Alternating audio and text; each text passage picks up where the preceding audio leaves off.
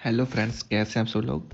तो जैसे आपको पता है कि हमने जो है दिल्ली पुलिस के लिए यानी कि जो पॉलिटी है वो सीरीज़ उसकी शुरू की हुई है। तो हमारे 100 क्वेश्चन जो है कंप्लीट हो चुके हैं। एमसीक्यू क्वेश्चन जो है हमारे जो है यहाँ पर रहते हैं और आज हम 101 क्वेश्चन से जो स्टार्ट करने वाले हैं। तो दोस्तों, वीडियो आपको अच्छी लग रही हो तो वीडियो को लाइक कर देना, चैनल पर नए हो तो चैनल को जो है सब्सक्राइब कर लेना। तो चलिए आज की वीडियो को स्टार्ट करते हैं। पहला क्वेश्चन है हमारा कि अनुच्छेद 21A जो है निम्नलिखित में से किस अधिकार से संबंधित है। तो 21A आपको पता है ये जो है शिक्षा से संबंधित है, यानी कि शिक्षा का अधिकार जो है आपको दिया गया है। नेक्स्ट है कि भारतीय संविधान के किस अनुच्छेद में उल्लेख किया गया है कि किसी भी अपराध के आरोपी व्यक्ति को अपने खिलाफ गवाही जो है गवाह बनाने के लिए मजबूर नहीं किया जा सकता।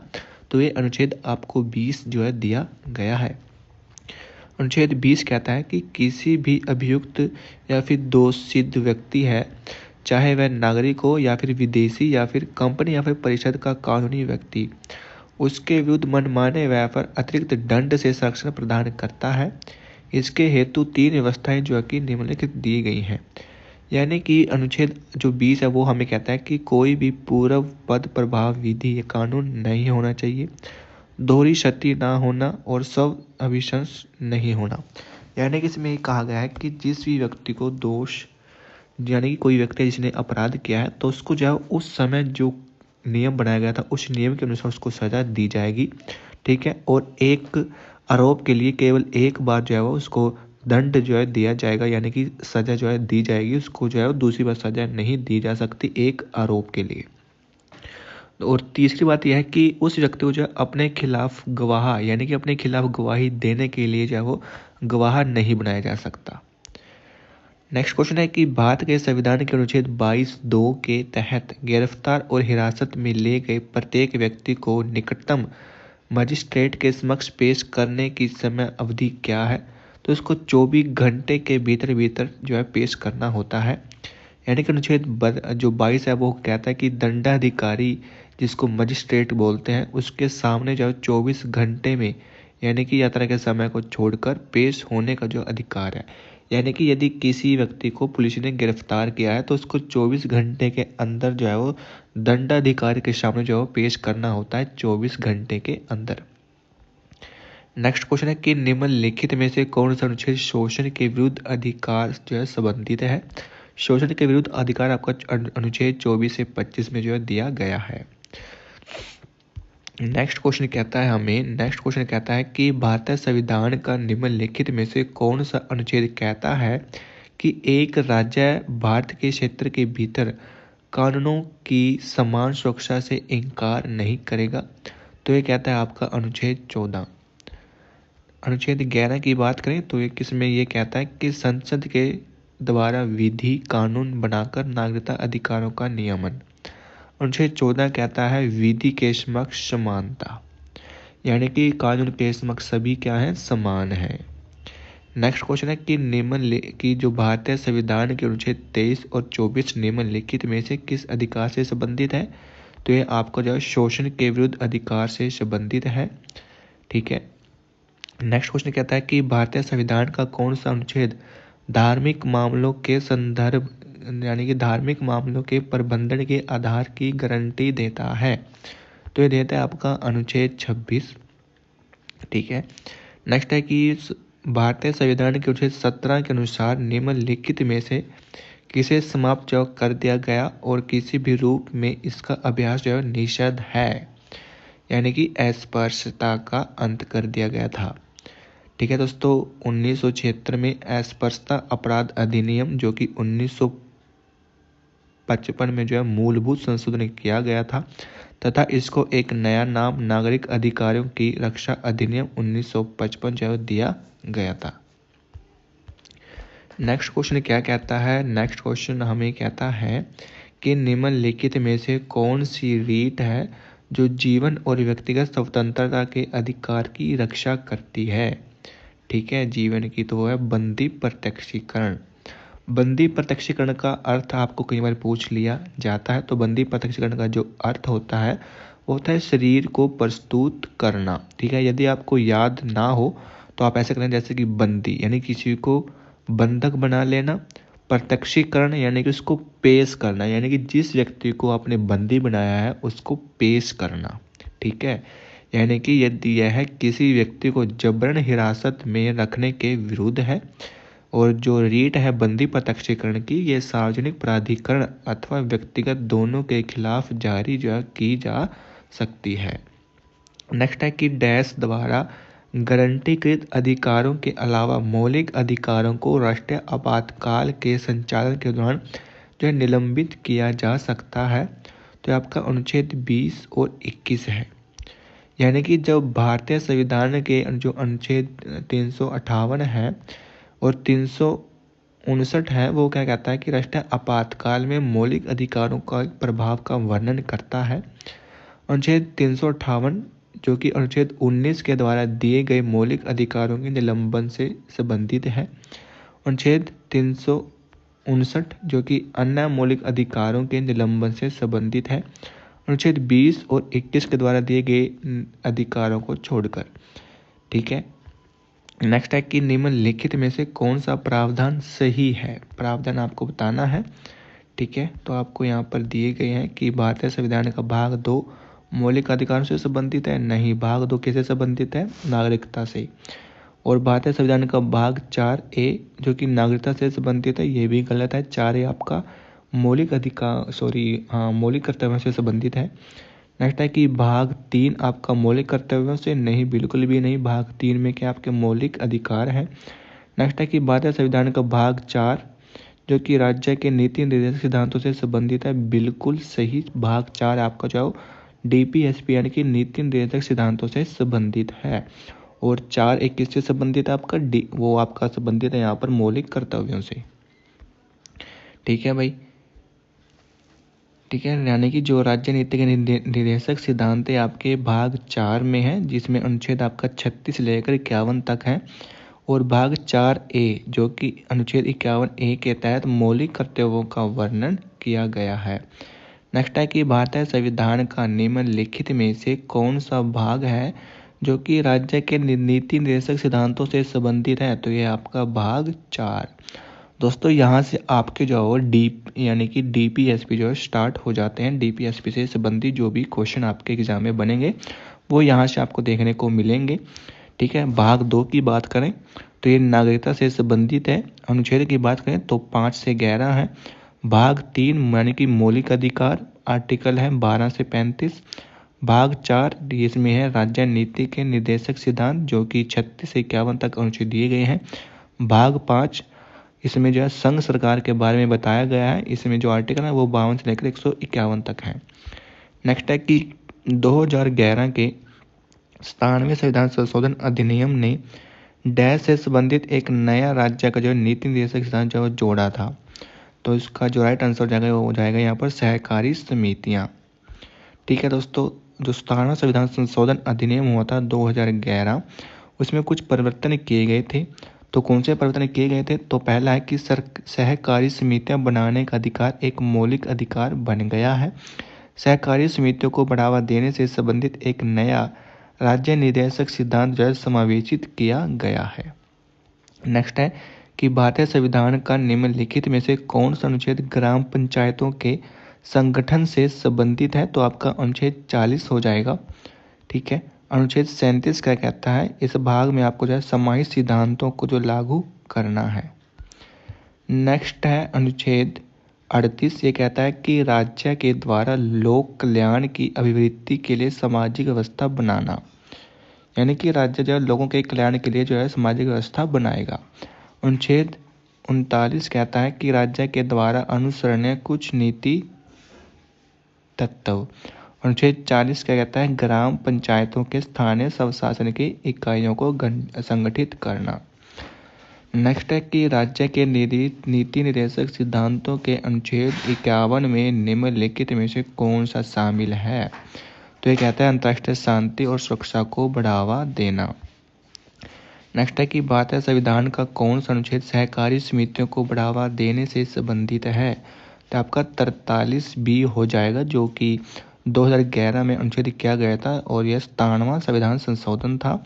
अनुच्छेद 43 भी सहकारी समितियों को बढ़ावा देने से संबंधित है।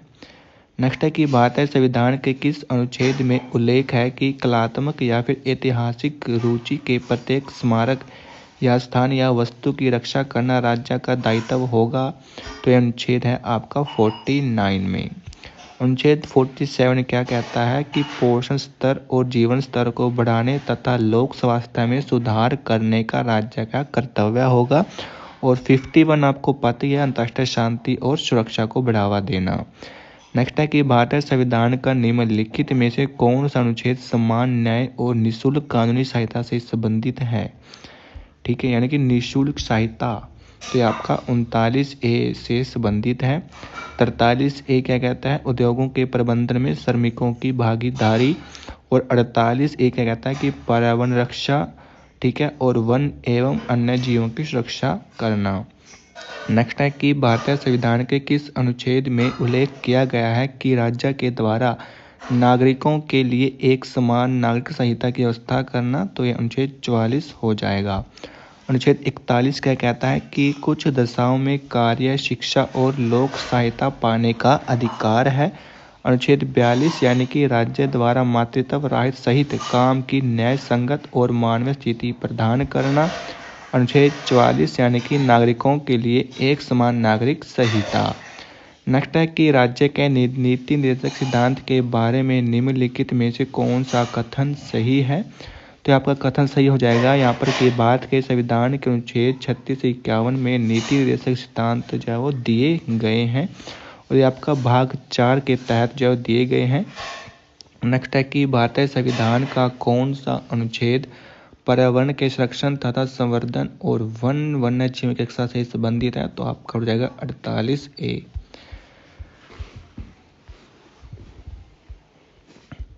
अनुच्छेद 39 है यानी कि समान नागरिक एवं निःशुल्क कानूनी सहायता उपलब्ध कराना। अनुच्छेद 43A यानी कि उद्योगों के प्रबंधन में श्रमिकों की भागीदारी सुनिश्चित करना। नेक्स्ट है कि भारतीय संविधान के कौन से अनुच्छेद में कहा गया है कि राज्य भारत के पूरे क्षेत्र में नागरिकों के लिए एक समान नागरिक संहिता सुनिश्चित करने का प्रयास करेगा?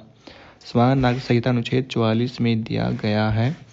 नेक्स्ट है कि भारतीय संविधान के राज्य के नीति निर्देशक सिद्धांतों के बारे में निम्नलिखित में से कौन सा कथन सत्य है? तो आपका है कि 1976 में 42वें संविधान संशोधन ने जो संविधान के राज्य के जो 6 नीति निर्देशक सिद्धांतों को जोड़ा था, तो ये गलत है। नेक्स्ट है कि 2002 में 46वें संविधान संशोधन ने जो अनुच्छेद 45 के स्थान पर एक नया अनुच्छेद प्रस्तावित किया था जो कि मौलिक अधिकार भी बना दिया गया था। बिल्कुल केवल 2 आपका यहाँ पर सही हो जाएगा। नेक्स्ट है कि भारतीय संविधान के अनुच्छेद 36 से 51 तक कौन सा संबंधित है? तो आपका राज्य नीति निर्देशक सिद्धांत दिए गए हैं। नेक्स्ट है कि निम्नलिखित में से कौन सा अनुच्छेद राज्य के पोषण स्तर, जीवन स्तर को बढ़ाने तथा सार्वजनिक स्वास्थ्य में सुधार करने के मौलिक कर्तव्य को निर्देशित करता है? तो यह अनुच्छेद 47। अनुच्छेद 46 क्या कहता है कि अनुसूचित जातियों, अनुसूचित जनजातियों और अन्य कमजोर वर्गों के शैक्षणिक तथा आर्थिक हितों को बढ़ावा देना। अनुच्छेद 47 कहता है कि पोषण स्तर और जीवन स्तर को बढ़ाने तथा सार्वजनिक स्वास्थ्य में सुधार करने का राज्य का कर्तव्य होगा।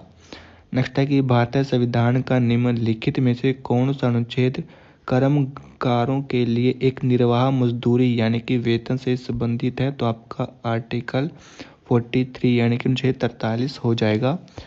43 कहता है कि कर्मकारों के लिए निर्वाह मजदूरी यानी कि वेतन। और अनुच्छेद 43A या फिर के कहता है कि उद्योगों के प्रबंधन में कर्मकारों का भाग लेना। 43 ख कहता है सहकारी समितियों को प्रोत्साहन। अनुच्छेद 44 कहता है सभी नागरिकों के लिए एक समान नागरिक संहिता। नेक्स्ट है कि भारत के संविधान के अनुच्छेद 50 में निम्नलिखित में से किसके बारे में उल्लेख है? तो ये कहता है कि लोक सेवाओं में न्यायपालिका को कार्यपालिका से अलग करना। भारतीय संविधान के भाग 4 के तहत राज्य के नीति निर्देशक को जो अनुच्छेद 50 में जो शामिल किया गया है, जिसमें न्यायपालिका को कार्यपालिका से पृथक रखने का प्रावधान वर्णित है। नेक्स्ट है कि भारतीय संविधान का निम्नलिखित में से कौन सा अनुच्छेद कुछ मामलों में कार्य, शिक्षा और सार्वजनिक सहायता के अधिकार से संबंधित है। अनुच्छेद 41 यहाँ पर राइट आंसर हो जाएगा। नेक्स्ट यहाँ पर कुछ अनुच्छेद हैं। आर्टिकल 40 कहता है ग्राम पंचायतों का गठन। 41 कहता है कि कार्य, शिक्षा और सार्वजनिक सहायता पाने का अधिकार। 42 यानी कि काम की न्याय संगत और मानवोचित दशाओं का तथा प्रसूति सहायता का उपबंध।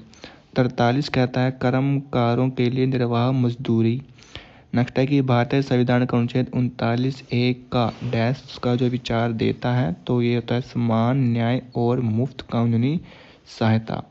नेक्स्ट है कि भारतीय संविधान का निम्नलिखित में से कौन सा अनुच्छेद कार्य और मातृत्व राहत के लिए न्याय संगत तथा मानवीय परिस्थितियों में प्रावधान से संबंधित है। तो अनुच्छेद 42 यहाँ पर सही हो जाएगा।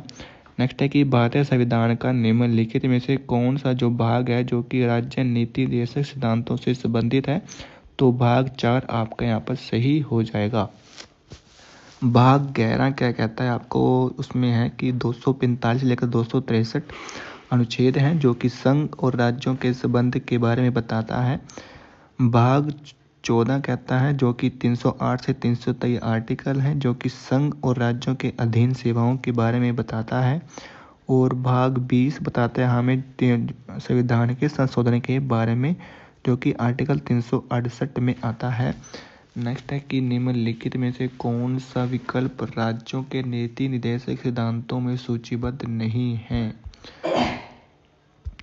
तो उसका राइट आंसर हो जाएगा कि कुछ मामलों में ट्रांसजेंडरों के लिए अधिकार। नेक्स्ट है कि निम्नलिखित में से कौन सा राज्य का नीति निर्देशक सिद्धांत नहीं है। तो उसमें जाएगा लोक कल्याण की अभिवृद्धि के लिए सामाजिक व्यवस्था बनाए रखना। अनुच्छेद 38 कहता है कि राज्य के द्वारा लोक कल्याण की अभिवृद्धि के लिए सामाजिक व्यवस्था बनाना। विकल्प ए, सी और डी जब मौलिक कर्तव्यों के अंतर्गत सम्मिलित हैं। नेक्स्ट है कि ग्राम पंचायत शब्द का उल्लेख जो कि भारतीय संविधान के निम्नलिखित में से किस अनुच्छेद में किया गया है। तो अनुच्छेद 40 यहाँ पर सही हो जाएगा। अनुच्छेद 40 जो कि ग्राम पंचायतों के संगठन से संबंधित है। भारत में ग्राम पंचायत व्यवस्था का जो वास्तुकार एवं शिल्पीकार है वो बलवंत राय मेहता को कहा जाता है। इन्होंने त्रिस्तरीय पंचायती राज व्यवस्था के गठन की जो सिफारिश की थी।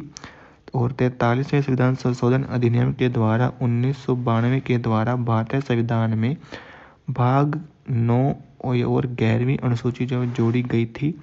11वीं अनुसूची में पंचायत की 9 कार्यात्मक मदें जो जोड़ी गई हैं। नेक्स्ट है कि निम्नलिखित में से कौन सा जो सामाजिक और आर्थिक लोकतंत्र के आदर्शों को बढ़ावा देने के लिए है। तो इसका जो राइट आंसर है वो आपका कि राज्य के नीति निर्देशक सिद्धांत। राज्य के नीति निर्देशक सिद्धांत जो कि आपके आयरलैंड के संविधान से लिए गए हैं। और राज्य नीति के निर्देशक सिद्धांत सामाजिक और आर्थिक लोकतंत्र के आदर्शों को बढ़ावा देते हैं। नेक्स्ट है कि निम्नलिखित में से कौन सा अनुच्छेद निर्देशक सिद्धांतों को देश के शासन में मौलिक के रूप में निहित करता है और कानून बनाने में इन सिद्धांतों को लागू करने की राज्य से उपेक्षा करता है। तो अनुच्छेद 37 यहाँ पर सही हो जाएगा। अनुच्छेद 36 कहता है कि राज्य की परिभाषा का वर्णन। अनुच्छेद 37 कहता है कि इस भाग में अंतर्विष्ट जो लागू करने से संबंधित है। नेक्स्ट है कि राज्य के नीति निर्देशक सिद्धांत डैश में दिए गए हैं और अनुदेशों के समान है। या आपके भारत सरकार अधिनियम 1935 में जो दिए गए हैं। यानी कि राज्य के नीति निर्देशक सिद्धांत भारत सरकार के द्वारा 1935 में उल्लेखित अनुदेशों के समान है। डॉक्टर भीमराव अंबेडकर के शब्दों में नीति जो है निर्देशक सिद्धांत अनुदेशों के समान है जो भारत सरकार अधिनियम 1935 के अंतर्गत अंग्रेजी सरकार के द्वारा गवर्नर जनरल तथा भारत की औपनिवेशिक कॉलोनियों के गवर्नरों को जारी किए जाते थे। नेक्स्ट है कि भारत सरकार का जो प्रमुख कार्यक्रम है यानी कि सर्व शिक्षा अभियान, ये राज्य के नीति निर्देशक सिद्धांतों के निम्नलिखित में से किस प्रावधान को जब पूरा करता है। ये आपका अनुच्छेद 45 में आता है, जिसमें सर्व शिक्षा अभियान यानी कि SSA की शुरुआत 2001 में हुई थी और 86वें संविधान संशोधन अधिनियम के द्वारा 2002 में जो है अनुच्छेद 45 में जो परिवर्तन किया गया था। और तथा इसमें क्या किया गया था, अनुच्छेद 21A के तहत प्राथमिक शिक्षा को जब मौलिक अधिकार भी बनाया गया है। अनुच्छेद 21A जो क्या का प्रारंभिक शिक्षा के अधिकारों से संबंधित है। अनुच्छेद 45 जो कि बालपन पूर्व देखभाल एवं 6 वर्ष से कम उम्र के बच्चों की शिक्षा से संबंधित है। नेक्स्ट है कि भारतीय संविधान के निम्नलिखित राज्यों के नीति निर्देशक सिद्धांतों में से कौन सा जो सिद्धांत है जो कि समाजवादी सिद्धांतों के अंतर्गत आता है। तो इसमें आपको जब पुरुष और महिलाओं के लिए समान काम के लिए समान वेतन, ये जो आपका आता है। नेक्स्ट है कि भारतीय संविधान के राज्य के नीति निर्देशक सिद्धांतों में से अनुच्छेद 38, 39, 39 से 41, 42, 43 ये आपको जो समाजवादी सिद्धांतों के अंतर्गत आते हैं। ठीक है, और इनका जो लक्ष्य होता है वो होता है सामाजिक और आर्थिक न्याय प्रदान करना। ये कल्याणकारी राज्य की स्थापना का मार्ग जो है प्रशस्त करते हैं। नेक्स्ट है कि निम्न की जो कौन सा नीति निर्देशक सिद्धांत है जो कि नागरिकों के लिए एक समान नागरिक संहिता प्रदान करता है। ये आपका अनुच्छेद 44 यहाँ पर सही हो जाएगा।